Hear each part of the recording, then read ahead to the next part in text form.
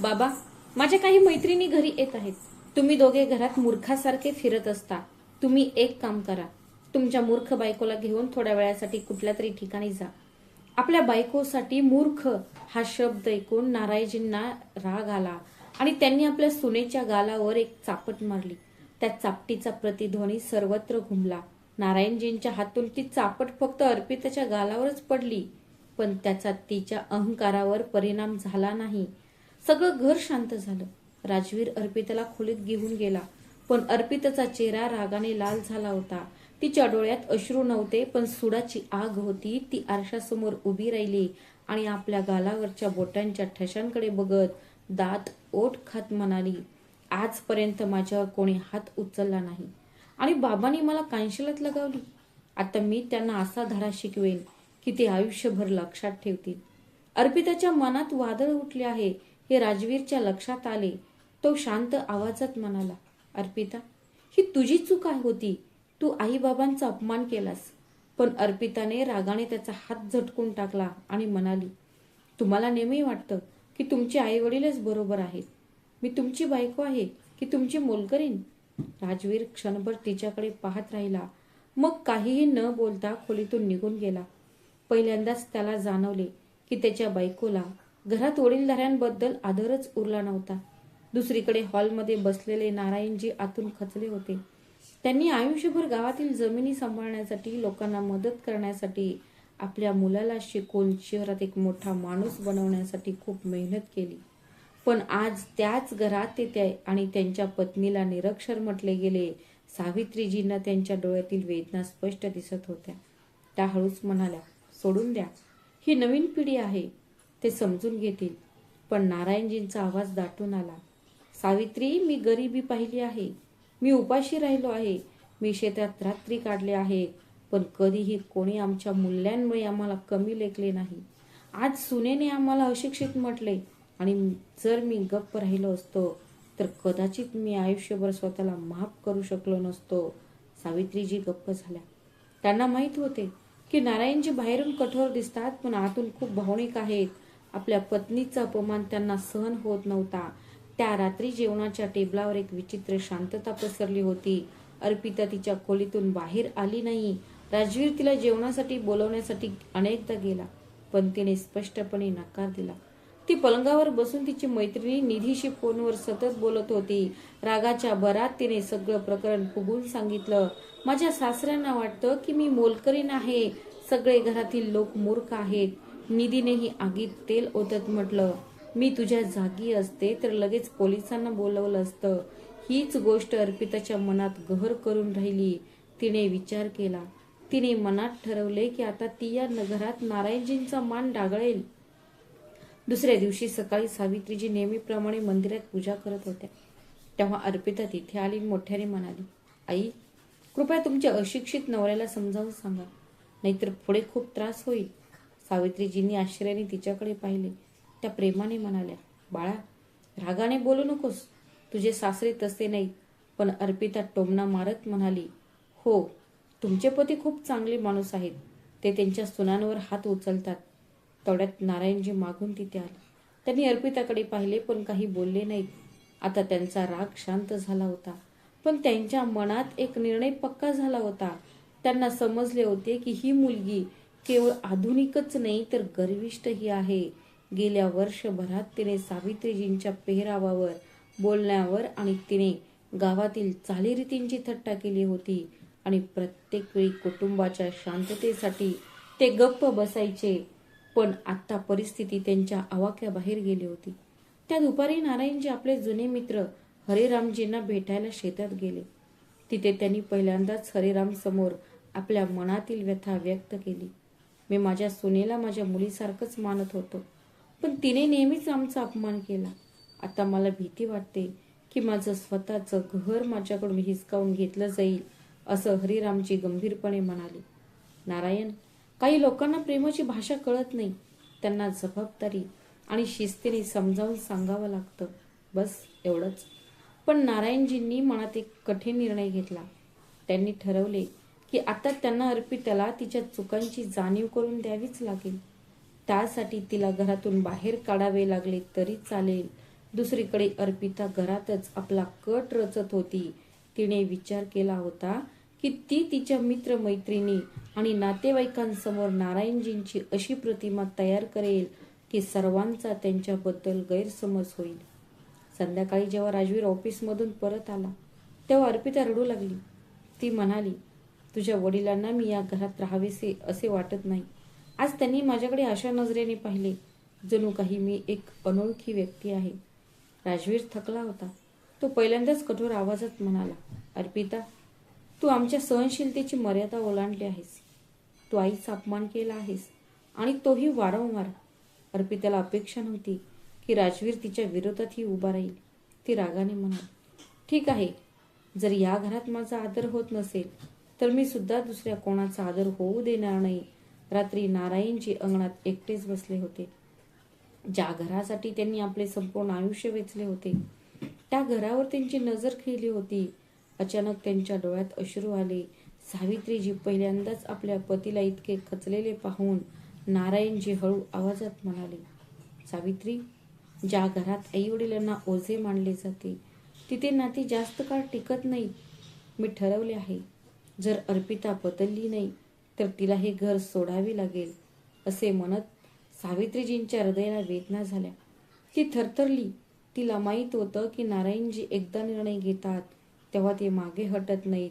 पण तिला भीती वाटत होती की या निर्णयामुळे तिचा मुलगा राजवीरचं आयुष्य उद्ध्वस्त होऊ शकतं. त्या रात्री घराच्या प्रत्येक खोलीत अस्वस्थता पसरली होती. एका बाजूला अर्पिता सुडाच्या आगीत जळत होती तर दुसऱ्या बाजूला अपमानाच्या वेदनेने नारायणजी खचले होते. राजवीर 2 नात्यांमध्ये भरडला जात होता आणि सावित्रीजी फक्त देवाकडे प्रार्थना करत होत्या की त्यांचे कुटुंब तुटण्यापासून वाचवावे.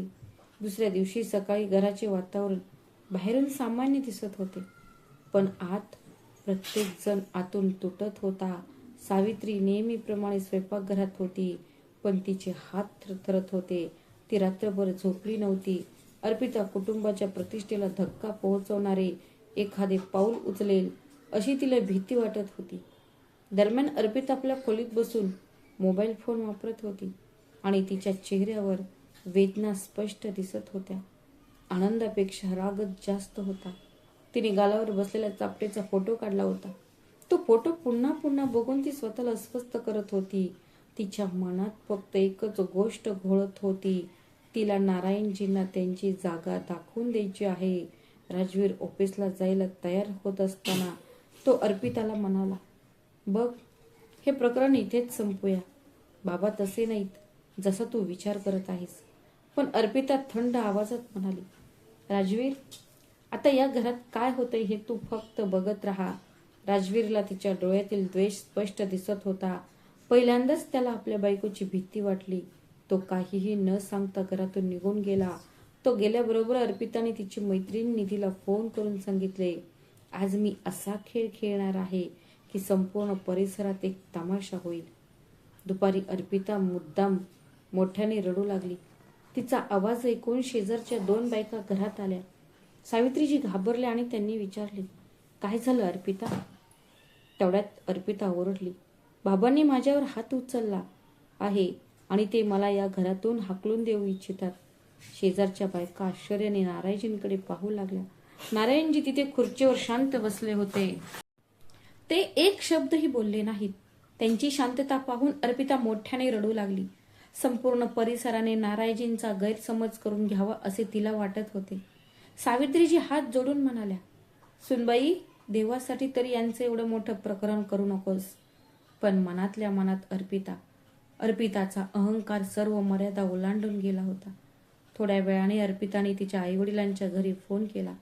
संध्याकाळपर्यंत तिचे वडील रमेश आणि भाऊ विशाल आले होते. घरात आल्याबरोबर विशालने रागाने विचारले, माझ्या बहिणीला मारणारे तुझे सासरे कुठे आहेत? राजवीर सुद्धा ऑफिसवरून तो नुकताच आला होता आणि परिस्थिती नियंत्रणात आणण्याचा प्रयत्न करत होता. पण अर्पिता रडतच राहिली. रमेश नारायणाला म्हणाला, बाईजी, जर काही गडबड होती तर तुम्ही तिला प्रेमाने समजावून सांगायला हवं होतं. हात उचलण्याची काय गरज होती? नारायणजी आतापर्यंत शांत होते पण यावेळी ते ठाम आवाजात म्हणाले, आधी तुमच्या मुलीला विचारा. की ती काय म्हणाली. तिने माझ्या बायकोला मूर्ख म्हटले आणि आम्हाला घर सोडायला सांगितले. तुम्ही तिला आईवडिलांचा आदर करायला शिकवले नाही का? खोलीत क्षणभर शांतता पसरली. रमेशजीला आपल्या मुलीच्या सवयी माहीत होत्या आणि ते त्या ओळखत होते. नारायणजी एकटेच दोषी नाहीत हे त्यांच्या लक्षात आले. पण अर्पिताने लगेच आपला विचार बदलत म्हटले, हो, मी तसंच म्हणाले होते. कारण हे लोक नेहमी गावकऱ्यांसारखे वागतात. माझ्या मैत्रिणी येणार होत्या. या लोकांना पाहून मला लाज वाटते. हे ऐकून सावित्रीजीचे डोळे चमकले, डोळ्यात पाणी तरळले. तिला पहिल्यांदाच जाणवले की त्यांची सून त्यांना माणूस नव्हे तर एक ओझे समजत होती. पत्नीचे शब्द ऐकून राजवीरने शर्मेने मान खाली घातली. त्याचे हृदय तुटत होते. मग नारायणजी हळूच उठले. त्यांच्या डोळ्यात वेदना होती, पण त्यांचा आवाज दगडासारखा कठोर होता. तिचे बोलणे संपल्यावर त्याने अर्पिताकडे पाहिले आणि म्हणाले, सुनबाई, गेल्या वर्षभरापासून तू जे काही बोललीस ते मी सहन करत आलो आहे. कधी तू माझ्या कपड्यांची चेष्टा केलीस, कधी सावित्रीच्या मूल्यांची. तुला माझी मुलगी मानून मी नेहमीच माफ केले, पण आत्ता नाही. ज्या घरातील वडीलधाऱ्यांचा तुला आदर नाही त्या घरात तुला राहण्याचा अधिकार नाही.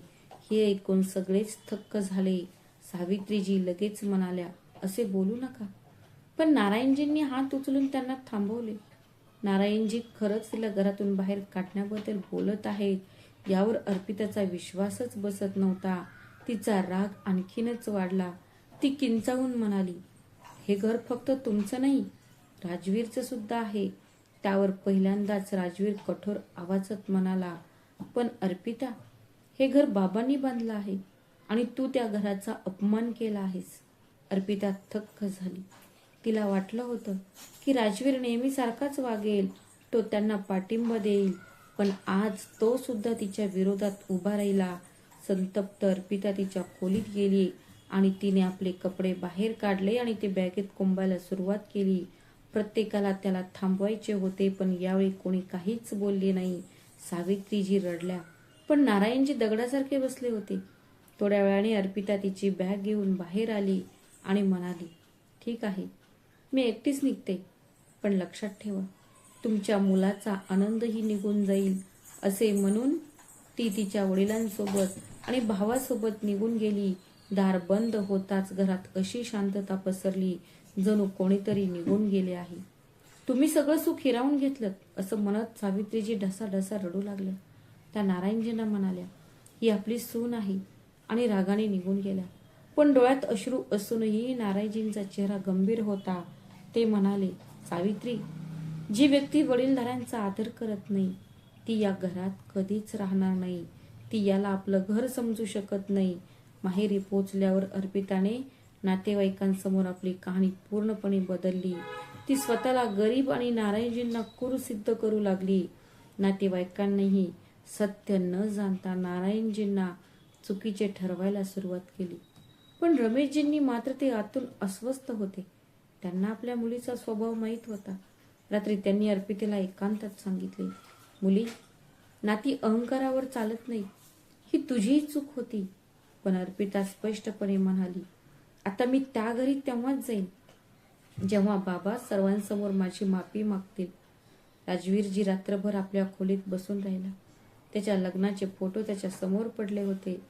ज्या मुलीवर त्याचे इतके प्रेम होते ती एके दिवशी त्याच्या आई वडिलांचा मान अशा प्रकारे धुळीस मिळवेल याची त्याने कधीही कल्पना केली नव्हती. पहिल्यांदाच त्याच्या मनात आपल्या लग्नाबद्दल भीती निर्माण झाली. दुसरीकडे नारायणजींनी मनात आणखी एक मोठा निर्णय घेतला होता. त्यांनी ठरवले होते की जर अर्पिताने आपली चूक मान्य करून परत आली नाही तर यावेळी ते आपल्या मुलाचा जीव वाचवण्यासाठी नक्कीच काहीतरी टोकाचं पाऊल उचलतील. सावित्रीजी रोज सकाळी दरवाजाकडे पाहत असत. आपली सून कदाचित परत येईल या आशेने, पण प्रत्येक संध्याकाळी त्यांच्या आशा धुळीस मिळत होत्या. नारायणजी बाहेरून कणखर दिसत होते, पण आतून हळूहळू खचत होते. त्यांनी आयुष्यभर कुटुंबाला एकत्र ठेवले होते, पण आता पहिल्यांदाच त्यांना जाणवत होते त्यांचे स्वतःचे घर ते तुटायला सुरुवात झाली होती. दरम्यान माहेरी अर्पिता स्वतःलाच बरोबर सिद्ध करण्यात व्यस्त होती. नातेवाईक तिच्या भोवती बसून नारायणजींना शिव्या देत, ज्यामुळे तिला एक विचित्र प्रकारचा दिलासा मिळत असे. पण तिचे वडील रमेशजी गप्प राहत. त्यांना वाटत होते की त्यांची मुलगी सुडाच्या आगीने आंधळी झाली आहे. असं झालं की एके संध्याकाळी त्यांनी अर्पिताला समजवण्याचा प्रयत्न केला. मुली, सासरचं घर नात्याने चालतं, हट्टीपणाने नाही. जर तू तुझी चूक मान्य केली नाहीस तर एक दिवस सगळं काही तुझ्या हातातून निसटून जाईल. पण अर्पिताचा अहंकार आता इतका वाढला होता की ती आपला अपमान सहन करण्याशिवाय काही करू शकली नाही. ती रागाने म्हणाली, जोपर्यंत नारायणजी माझ्या पाया पडत नाहीत आणि माफी मागत नाहीत तोपर्यंत मी त्या घरात कधीही परत जाणार नाही. दरम्यान गावात हळूहळू अफवा पसरत होत्या. काही लोक नारायणजींना दोष देत होते तर काही जण अर्पिताच्या वागणुकीबद्दल चर्चा करत होते. चौपालात बसलेल्या 2 लोकांनी जेव्हा म्हटले की असं दिसतंय की शहरातील सुनेला गावाकडचे वातावरण आवडले नाही, तेव्हा नारायणजींना सर्वाधिक वेदना झाल्या. नारायणजी शांतपणे तिथून उठले. त्यांनी आपल्या प्रतिष्ठेची चिंता नव्हती, पण ही गोष्ट त्यांना आतून खात होती. कुटुंबाची बदनामी होत होती. ते रात्री उशिरापर्यंत जागे होते. सावित्रीजींनी विचारले, तुम्ही काय विचार करत आहात? नारायणजी जड आवाजात म्हणाले, सावित्री, मी कधी विचार केला नव्हता की म्हातारपणी मला माझ्याच घराच्या शांततेसाठी लढावे लागेल. दुसऱ्या दिवशी अचानक अर्पिताने राजवीरला फोन केला. तिच्या आवाजात प्रेम नव्हते, उलट थंड उद्धटपणा होता. ती म्हणाली, जर तुला तुझी बायको हवी असेल तर तुझ्या वडिलांना माझी माफी मागायला तयार कर. राजवीर क्षणभर शांत राहिला आणि मग म्हणाला, त्यांनी नाही, तू माफी मागायला हवी अर्पिता. हे ऐकून अर्पिताला राग आला. ती भडकली, म्हणाली, ठीक आहे, तर तयार राहा. आता तुझ्या आईवडिलांचा किती आदर उरला आहे ते मी पण बघेन. असे म्हणून तिने फोन ठेवून दिला. राजवीरच्या लक्षात आले की आता अर्पिता फक्त बदललेले नाते बघत नाहीये. 2 दिवसांनी अचानक नारायणजींच्या घरी पोलिसांची जीप आली. ती घराबाहेर थांबली. संपूर्ण परिसरात गोंधळ उडाला. एक महिला कॉन्स्टेबल आणि 2 पोलीस आत आले. सावित्रीजी घाबरल्या. पोलीस कठोर आवाजात म्हणाले, अर्पिताजींनी तक्रार केली आहे. त्यांच्या सासरच्या लोकांनी त्यांचा मानसिक छळ केला आणि त्यांनी घराबाहेर काढले. हे ऐकून सावित्रीजींच्या पायाखालची जमीनच सरकली. राजवीरला प्रचंड राग आला. त्याने लगेच अर्पिताला फोन केला, पण तिने फोन उचलला नाही. नारायणजी शांत उभे होते. पोलीस इन्स्पेक्टरने त्यांच्याकडे पाहून म्हटले, बघा, हे कौटुंबिक प्रकरण आहे. शहाणपणाने वागा, त्यावर तोडगा काढा. त्या दिवशी सावित्रीजी पहिल्यांदाच नारायणजींसमोर रडू लागल्या. रडत रडत त्या म्हणाल्या, आम्ही आमच्या सुनेला मुलगी मानले, पण तिने आम्हाला गुन्हेगार बनवले. हे ऐकून नारायणजींच्या डोळ्यातही पाणी आले. पत्नीच्या डोक्यावर हात ठेवून ते म्हणाले, रडू नका सावित्री, सत्य जास्त काळ लपवत नाही. पण तिला आतून समजले होते की अर्पिता आता कोणत्याही थराला जाऊ शकते. दुसरीकडे अर्पिताला वाटत होते की आता नारायणजी घाबरतील. ती तिची मैत्रिणी निधीला म्हणाली, आता बघ, सगळे माझ्या समोर कसे झुकतात. पण ती तिच्या या एका पावलामुळे राजवीर तिच्यापासून आणखी दूर गेला आहे हे तिच्या लक्षात आले नाही. त्याच रात्री राजवीरने त्याचे सासरे रमेशजी यांना फोन केला आणि म्हणाला, बाबा, जर अर्पिताने हे असेच चालू ठेवले तर आपले नाते संपेल. रमेशजींनी शर्मेने मान झुकवली आणि हळू आवाजात म्हणाले, मुला, मला माफ कर. मी ज्या मुलीला योग्य संस्कार देऊ शकलो नाही. काही दिवसांनी गावात एक मोठा धार्मिक कार्यक्रम होता. दरवर्षीप्रमाणे नारायणजींना प्रमुख पाहुणे म्हणून आमंत्रित केले होते, पण यावेळी त्यांनी जाण्यास नकार दिला. त्यांना वाटले की लोक त्याचा आदर करणार नाहीत, उलट तमाशा बघत राहतील. तेव्हा सावित्रीजींनी त्यांचा हात धरून म्हटले, जर तुम्ही आज मागे हटलात तर चुकीचे लोक जिंकतील. पत्नीचे ऐकून नारायणजी तिथे जायला तयार झाले. जेव्हा नारायणजी कार्यक्रमाला पोहोचले तेव्हा संपूर्ण गाव उभे राहिले आणि त्यांनी त्यांचा आदर केला. गावातील वडीलधारी मंडळी म्हणाले, नारायण, तुम्ही नेहमीच गावाचा मान उंचवला आहे. एका सुनेच्या चुकीच्या वागण्याने तुमचा मान कमी होऊ शकत नाही. हे ऐकून नारायणजींच्या डोळ्यात पाणी आले. त्यांना पहिल्यांदाच जाणीव झाली की सत्य अजूनही लोकांच्या हृदयात जिवंत आहे. पण त्याच वेळी आणखी एक दुसरीकडे अर्पिताने सोडाच्या आगीत आणखी एक मोठे पाऊल उचलले होते. तिने ठरवले होते की आता ते राजवीरला त्याच्या आई वडिलांपासून वेगळे करेल. तिने तिच्या वकिलांशी बोलणे सुरू केले होते. तिला वाटत होते आता कायद्याच्या मदतीने ती नारायणजींना तुरुंगातून पाठवणार होती.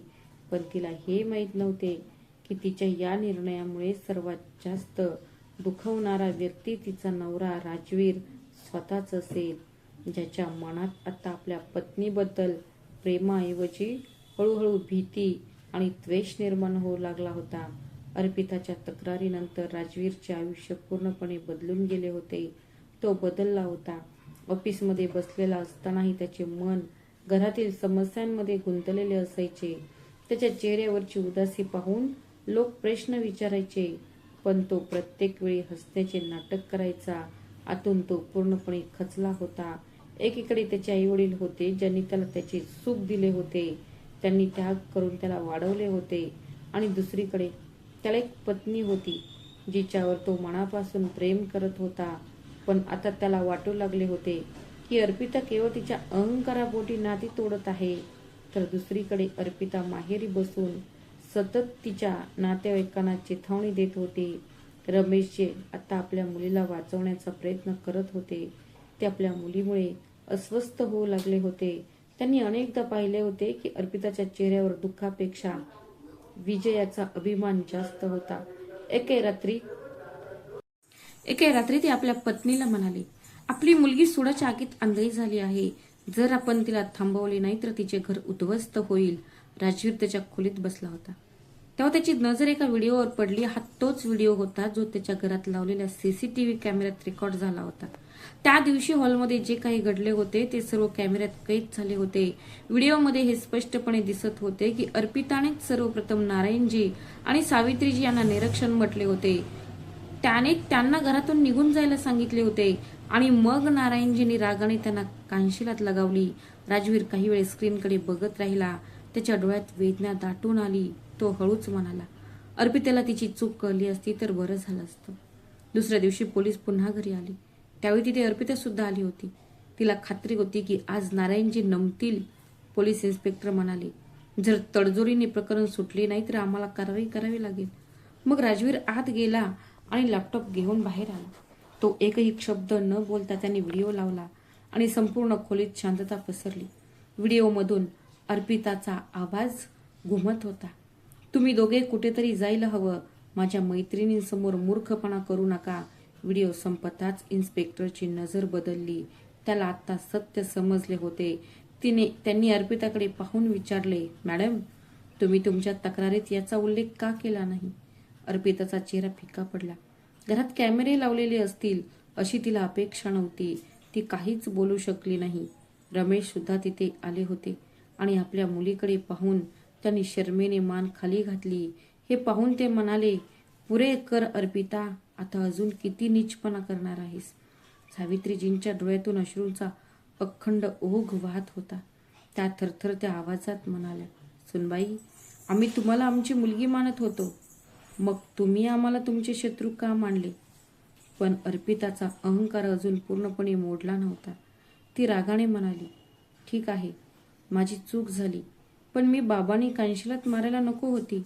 नारायणजी शांत आवाजात म्हणाले, हो, रागाच्या भरात हात उचलून मी चूक केली, पण त्याहूनही मोठी चूक तुमची होती. जी स्त्री तुला आपली मुलगी मानत होती तिचा तुम्ही अपमान केला. त्या क्षणी संपूर्ण घर वातावरण बदलले. पहिल्यांदाच अर्पितेला एकटेपणा जाणवू लागला. राजवीर सुद्धा आता तिच्या पाठीशी उभा नव्हता. तो स्पष्ट शब्दात म्हणाला, अर्पिता, नाती अधरावर चालतात. जर तू माझ्या आईवडिलांचा आदर करू शकत नसेल तर या घरात राहणे अवघड आहे. हे ऐकून अर्पिताच्या पायाखालची जमीनच सरकली. तिला पहिल्यांदाच जाणवले की तिचा स्वतःचा नवरा तिला सोडून गेला आहे. पोलीस इन्स्पेक्टरने हे प्रकरण कौटुंबिक बाब मानून तिथेच संपवले. जाताना ती अर्पितेला म्हणाली, मुली, सुडासाठी कायद्याचा वापर करू नकोस, नाहीतर एक दिवस तू खरंच एकटी पडशील. अर्पिता गप्प उभी राहिली. तिच्याकडे आता काहीच उत्तर नव्हते. त्या संध्याकाळी रमेशजी आपल्या मुलीसोबत माहेरी परतले. संपूर्ण वाटे ते त्यांच्याशी एक शब्दही बोलले नाहीत. घरी पोहोचताच त्यांनी पहिल्यांदाच आपल्या मुलीवर आपला राग व्यक्त केला. ते म्हणाले, ज्या सासू सासरेंनी आई वडिलांसारखे तुला इतकं प्रेम दिलं, तेच घर तू तोडायचा प्रयत्न केलास. लग्न हा काही खेळ नाही अर्पिता. तिच्या डोळ्यात पाणी आलं. ती म्हणाली, आज मला स्वतःचीच लाज वाटते. तिकडे नारायणजी एकटेच बसले होते. राजवीर त्यांच्याकडे आला आणि तो त्यांच्या चरणी बसला. त्याचे डोळे पाणावले होते. तो म्हणाला, बाबा, मला माफ करा. मी माझ्या पत्नीला योग्य मार्ग दाखवू शकलो नाही. नारायणजींनी आपल्या मुलाच्या डोक्यावर हात ठेवून म्हटले, बाळा, यात तुझा दोष नाही. माणसाची खरी ओळख त्याच्या मूल्यांमधूनच होते. पण त्याच रात्री अर्पिताच्या मनात पहिल्यांदाच तिच्या मनात भीती दाटून आली. जणू काही सुडाच्या आगीत तिने स्वतःचेच घर जाळून टाकले आहे असे तिला वाटले. नातेवाईक तिच्यापासून दूर जात होते. तिची मैत्रीण निधी सुद्धा क्वचितच फोन उचलत होती. खोलीत एकटी बसून अर्पिता तोच व्हिडिओ पुन्हा पुन्हा पाहत होती. प्रत्येक वेळी त्यात तिचाच आवाज येत होता. ते तिला खूप खोलवर बोचले. मूर्खासारखे वागू नकोस. तिच्या डोळ्यातून हळूहळू अश्रू वाहू लागले. कदाचित पहिल्यांदाच तिला जाणीव होत होती की तिने केवळ तिच्या सासऱ्यांचाच नव्हे तर तिला मुलगी मानणाऱ्या त्या नातेवाईकांचाही अपमान केला होता. पण अजूनही खूप उशीर झाला नव्हता. जर तिला खरंच बदलायचं असतं तर कदाचित तिचं घर वाचू शकलं असतं. आता अर्पिताचा स्वाभिमान ढासू लागला होता. तिच्या माहेरचे सगळे तिच्यापासून दूर जाऊ लागले होते. रमेशजींना आपल्या मुलीच्या कृत्यांची लाज वाटत होती. घरातील वातावरण इतकं गंभीर झालं होतं की त्याचे परिणाम अर्पिताला स्वतःलाच भोगावे लागत होते.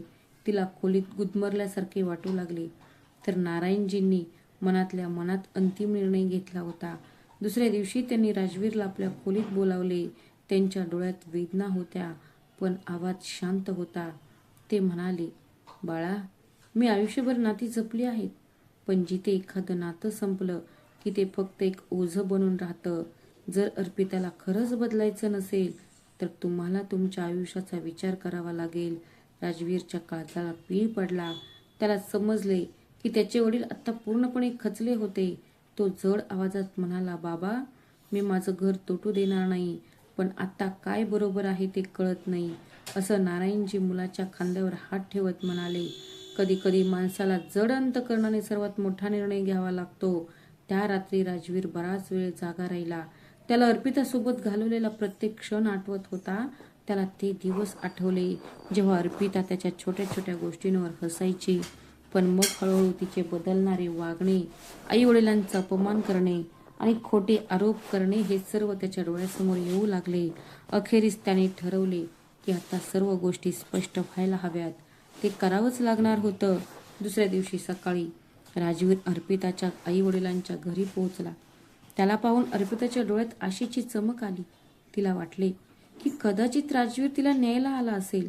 पण राजवीरचा चेहरा खूप शांत आणि गंभीर होता. तो म्हणाला, मला तुझ्याशी एकट्याने बोलायचं आहे. ते दोघे खोलीत गेले. काही क्षण शांतता पसरली. मग राजवीर म्हणाला, अर्पिता, तू जे केलंस ते योग्य होतं असं तुला खरंच वाटतं का? अर्पिताने नजर खाली झुकवली. पहिल्यांदाच तिच्याकडे काहीच उत्तर नव्हते. राजवीर पुढे म्हणाला, तू केवळ आई बाबांचाच नाही तर माझ्या प्रेमाचाही अपमान केला आहेस. ज्या व्यक्तीने मला या जगात कसे जगायचे हे शिकवले त्याला तू गुन्हेगार बनवले आहेस. हे ऐकून अर्पिताच्या डोळ्यातून अश्रू वाहू लागले. रडत रडत ती म्हणाली, राजवीर, माझ्याकडून चूक झाली. मी रागाच्या भरात सर्व काही विसरले. पण राजवीरच्या आवाजात पूर्वीसारखा जिव्हाळा राहिला नव्हता. तो म्हणाला, अर्पिता, चुका एकदाच होतात. पण गेल्या एका वर्षात तू प्रत्येक वेळी आई बाबांना कमीपणा जाणवून दिलास. मी प्रत्येक वेळी तुला साथ देत राहिलो. मला वाटत राहिलं की एक दिवस तू बदलशील. पण तू अधिकाधिक दूर जात राहिलीस. अर्पिता जोर जोरात रडू लागली. पहिल्यांदाच तिला जाणवले की सुडाच्या आगीत तिने खरोखरच आपले घर जाळले आहे. ती थरथरत्या आवाजात म्हणाली, राजवीर, मला एक संधी दे. मी सगळं काही ठीक करेन. राजवीर क्षणभर शांत राहिला आणि मग म्हणाला, आई बाबा तुला एक संधी देतील. जर त्यांच्या मनात पुन्हा तुझ्याबद्दल प्रेम निर्माण झाले तर त्या दिवशी पहिल्यांदाच अर्पिताने आपला अहंकार बाजूला सारून नारायणजींच्या घरी पोहोचली. तिची पावले थरथरत होती. ती हळूच आत गेली. सावित्रीजी मंदिरासमोर बसल्या होत्या. अर्पिताने त्यांना पाहताच ती त्यांच्या पाया पडली आणि थरथरत्या आवाजात मोठ्याने रडू लागली. तिचा आवाज थरथरत होता. आई, मला माफ करा, मी तुम्हाला खूप दुखावले आहे. सावित्रीजींच्या डोळ्यातूनही अश्रू वाहू लागले. त्यांनी आपल्या सुनेला उठवण्याचा प्रयत्न केला, पण अर्पिता त्यांचे पाय धरून रडतच राहिली. तेवढ्यात तिथे नारायणजी आले. अर्पिता थरथरत्या नजरेने त्यांच्याकडे पाहत होती. पहिल्यांदाच तिच्या डोळ्यात अभिमान नव्हता, तर लाज होती. ती त्यांच्या पायाशी बसली आणि म्हणाली, बाबा, मला माफ करा. मी तुम्हाला आणि आईला कधीच समजून घेऊ शकले नाही. शहरी शिक्षणामुळे मी थोर व्यक्ती बनले नाही, उलट गर्विष्ठ बनले. ठीक आहे. त्यांचा आवाज कापरा झाला होता. खोलीत क्षणभर शांतता पसरली. मग नारायणजी जड आवाजात म्हणाले, सुनबाई, माणसाची ओळख त्यांच्या कपड्यावरून किंवा शहरावरून होत नाही, तर त्याच्या मूल्यांवरून होते. ज्या दिवशी तुम्ही सावित्रीला निरक्षर म्हणालात, त्या दिवशी मला वाटलं की मी हरलो आहे. हे बोलताना डोळ्यात पाणी दाटून आले. अर्पिता रडत रडत म्हणाली, बाबा, मी माझ्या चुकीची शिक्षा भोगायला तयार आहे. मला फक्त या घरापासून वेगळे करू नका. नारायणजी क्षणभर तिच्याकडे पाहिले. मग हळूच म्हणाले, सुनबाई, माणसाकडून होणारी चूक लहान नसते, पण ती मान्य करणे ही काही लहान गोष्ट नाही. माणूस नक्कीच महान बनतो. हे ऐकून अर्पिता जोर जोरात रडू लागली. सावित्रीजींनी तिला मिठी मारली. कित्येक महिन्यानंतर त्या घरात पुन्हा एकदा माणसांच्या मायेची ऊब जाणवली. राजवीर दूर उभा राहून हे सर्व पाहत होता. त्याच्या डोळ्यात अश्रू होते. त्याला हे पहिल्यांदाच जाणवले होते.